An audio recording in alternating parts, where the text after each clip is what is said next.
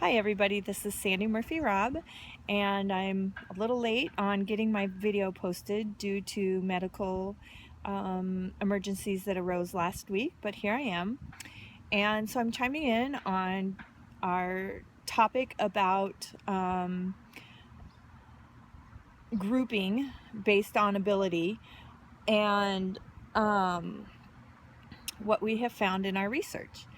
And I have strengths, or I have strong pros for it, and I have strong cons about it. Generally, in our education as it is today, it begins at the elementary level, and generally it's where you divide our students up based on their school aptitude. And students may be grouped by based on test scores or grades that they have achieved in classes. They may have issues with behavior, or they may have low socioeconomic backgrounds. They may have high socioeconomic backgrounds. But what I'm going to talk about are both pros and cons and experiences that I have had with ability grouping. According to the National Education Association, those that support the ability grouping cite that it is good for the teachers to adjust to the pace and the instruction as the students need, and you can base your instruction on their strengths and weaknesses. Another aspect that's positive for it is you can take your discussions to a higher level for those that are in the advanced classes, or you can just really focus and hone in on those basic fundamentals of everything. There was a ERIC Digest report done by Carol Nelson, and she states that ability grouping for a particular education purpose benefits the students. It found that students who were grouped in the cooperative learning groups with heterogeneous abilities rather than the homogeneous abilities developed skills in critical thinking, competencies, positive social interactions, collaboration ability, and the ability to understand other perspectives. Now, here's where I will chime in on my personal experience with this. And I am a band teacher, and I teach 5th grade through 12th grade band.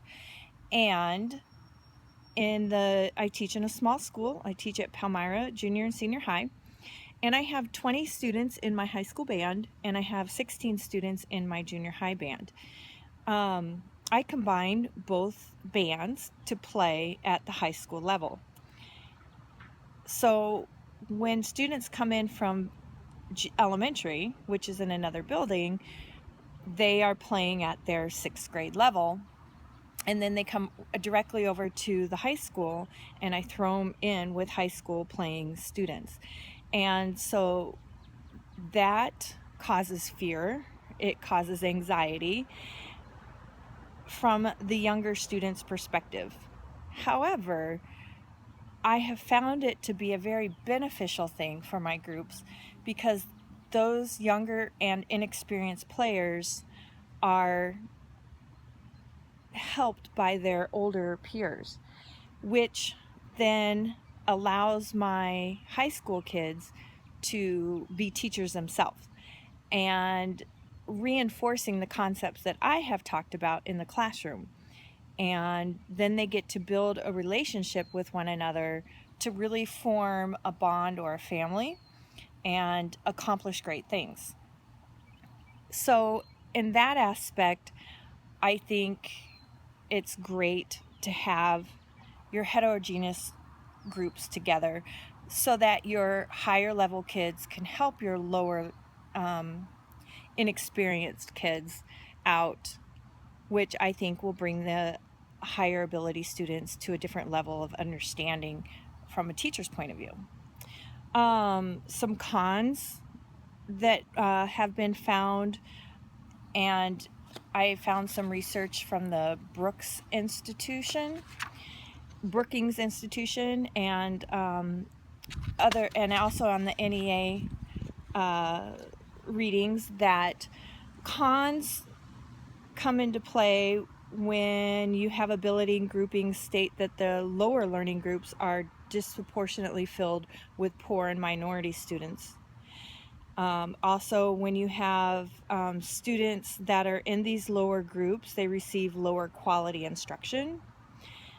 That there is research out there that finds that they keep students grouped in these ability levels all throughout their duration of their education, and that is also a con that researchers have found. Also, another con is the ability grouping led to students to self-labeling their own abilities, and increased or decreased expectation of themselves and or the teacher.